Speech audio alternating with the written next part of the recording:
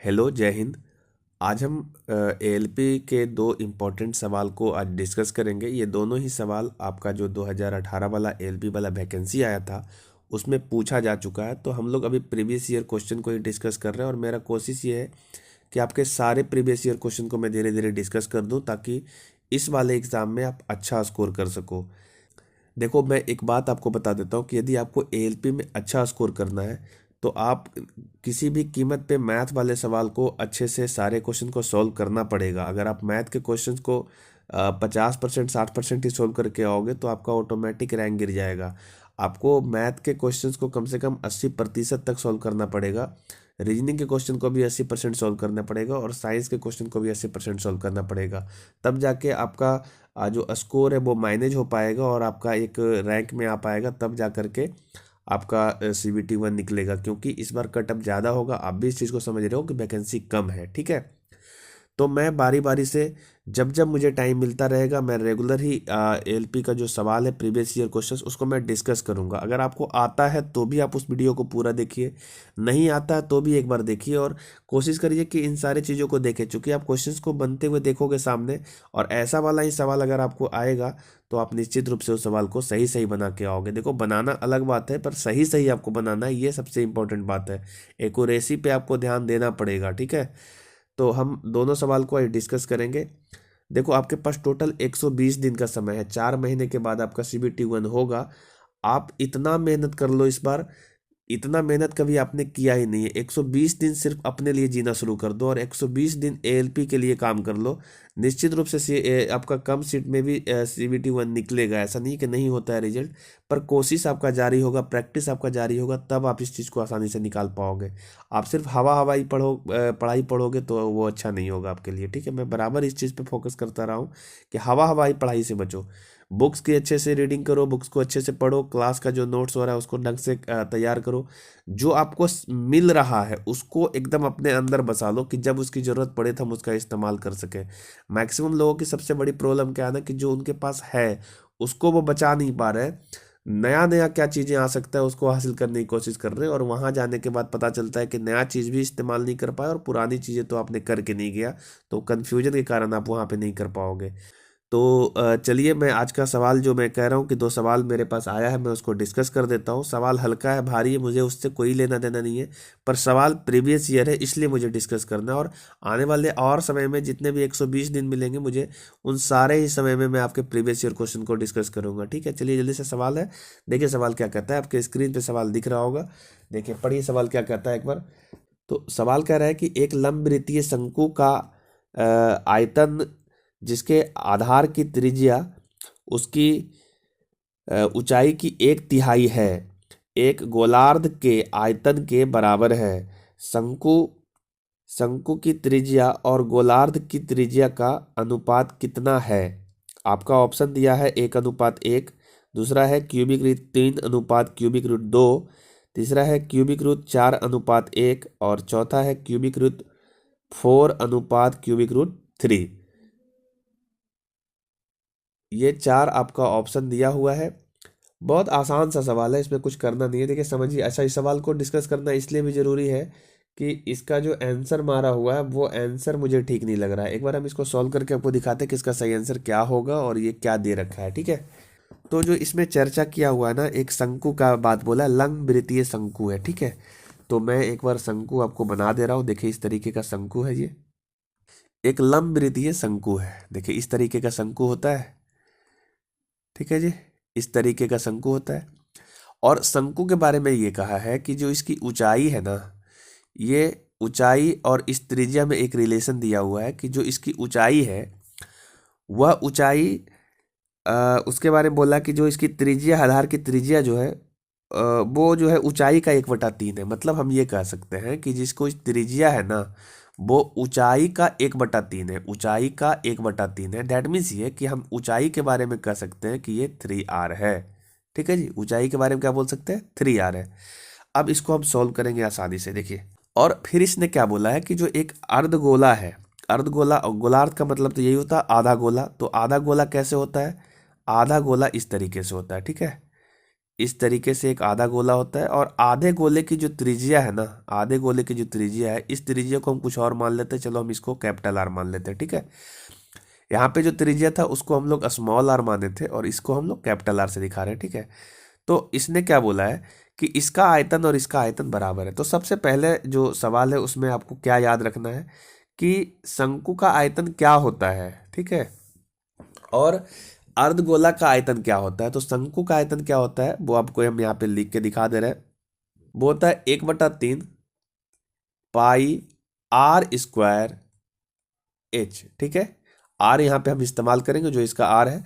और अर्ध गोला जो है इसका जो आयतन होता है, अगर ये पूरा गोला होता तो ये होता 4/3 पाई आर क्यू, लेकिन ये आधा गोला है इसलिए इसका आयतन होता है 2/3 पाई आर क्यू। यहाँ पे हमने ये कैपिटल आर बोला है, और ये दोनों ही आयतन ना बराबर है। अगर हम दोनों आयतन को बराबर करेंगे तो देखिए एक रिलेशन निकल के आएगा। हम यहाँ पे लिख देते हैं ये रिलेशन कह रहा है 1/3 पाई आर स्क्वायर, और एच के बारे में हम देखो 3r बोल सकते हैं। ये जो एच है ना मेरा, ये वाला एच जो है वो 3r के बराबर है, तो हम यहाँ पे 3r लिख देते हैं, ठीक है।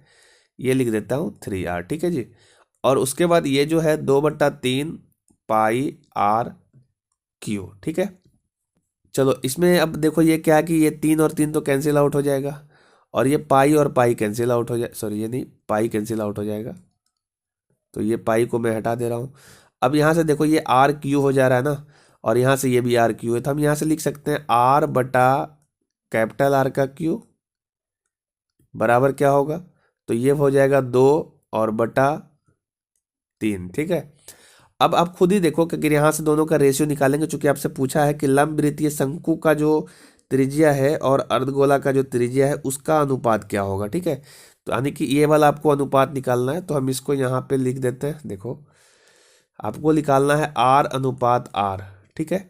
तो हम ये वाला जो क्यूबिक यहाँ पे, ये जो आपका क्यूब आया है ना, ये क्यूब जब यहाँ से जाएगा तो इधर क्यूबिक रूट आ जाएगा, तो ये 2 पे भी क्यूबिक रूट आएगा। देखिए ये 2 पे भी क्यूबिक रूट आएगा, तो क्यूबिक रूट यहाँ लिखाएगा अनुपात, और ये 3 पे भी क्यूबिक रूट आएगा, ठीक है जी।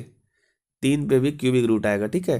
तो इस प्रकार से दोनों त्रिज्या का जो अनुपात निकल के आ रहा है ना, वो क्यूबिक रूट 2 अनुपात क्यूबिक रूट 3 आ रहा है, और यही आपका ना सही आंसर है, ठीक है। अब ऑप्शन में जब हम देखते हैं ना, तो आपका जो ऑप्शन नंबर 4 है वहाँ पे देखिए क्यूबिक रूट 4 लिख रखा है, जो कि वो गलती से लिख रखा है।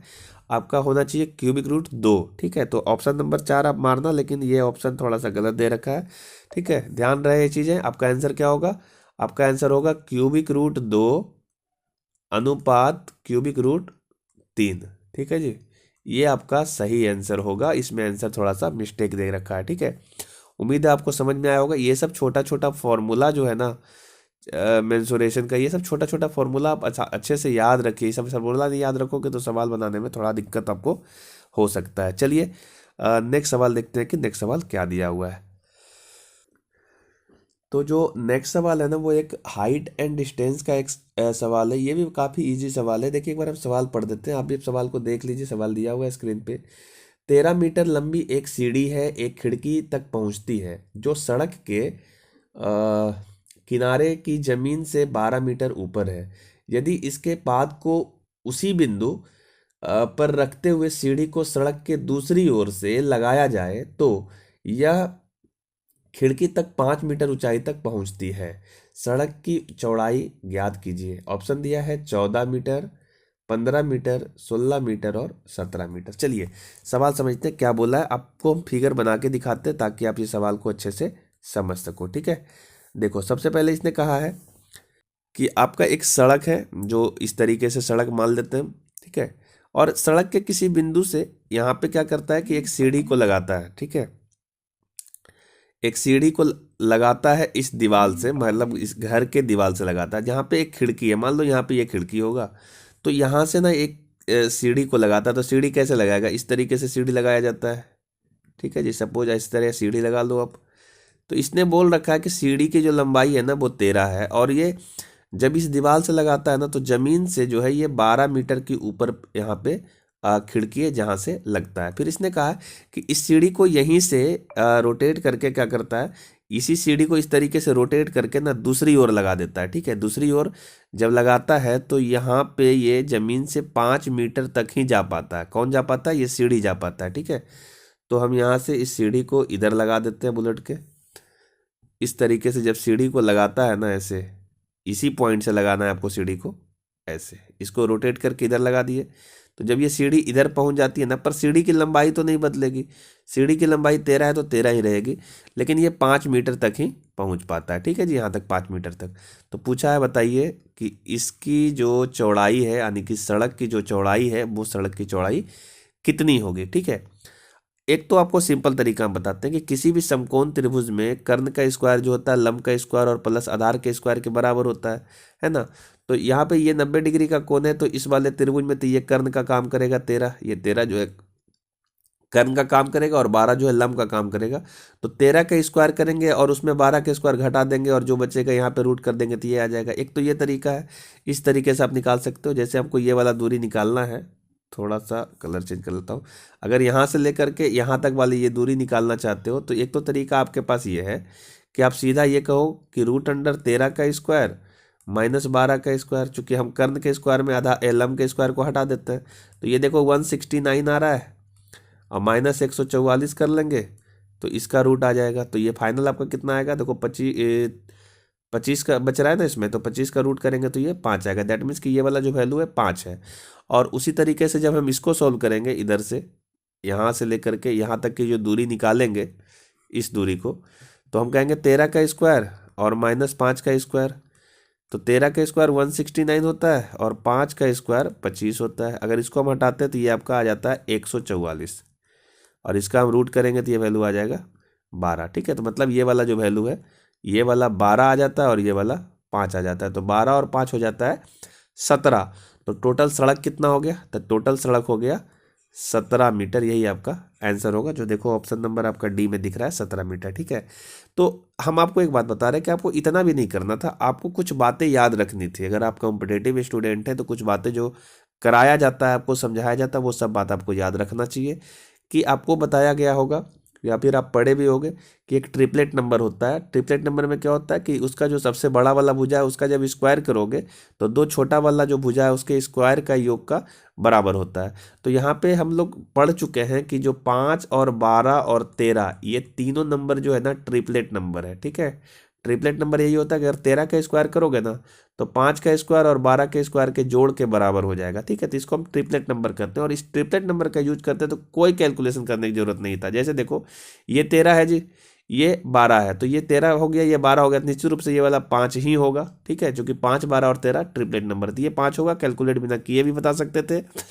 यहाँ पे ये 13 दिखा रखा है, ये 5 दिखा रखा है, तो ये वाला 12 होगा, चूंकि एक 12 बच रहा था, 5 आ गया, 13 आ गया, तो 12 ही बचा हुआ, ये 12 होगा। तो इस तरीके से 12 और 5 17 बिना बनाए भी आप सवाल के आंसर को दे सकते थे। तो ये आपका सही आंसर है 17। उम्मीद है आपको सवाल समझ में आ गया होगा।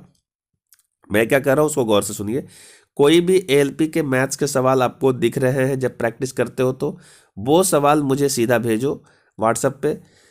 हम इस सारे सवाल को डिस्कस करेंगे आपके साथ में, और हमारे डिस्कशन को थोड़ा गौर से देख लेना, सीख लेना। आता है तो भी एक बार देख लेना, क्योंकि हम आपका 10 मिनट से ज़्यादा समय लेंगे ही नहीं, तो इससे समय बहुत ज़्यादा बर्बाद नहीं भी होगा और आप सीख भी जाओगे और ये सब बातें याद भी रहेगा। ठीक है, तो आपको एग्जाम में अच्छा स्कोर करने में मदद मिलेगा। चलिए आज के लिए इतना ही, मिलेंगे नेक्स्ट वीडियो में, तब तक के लिए जय हिंद।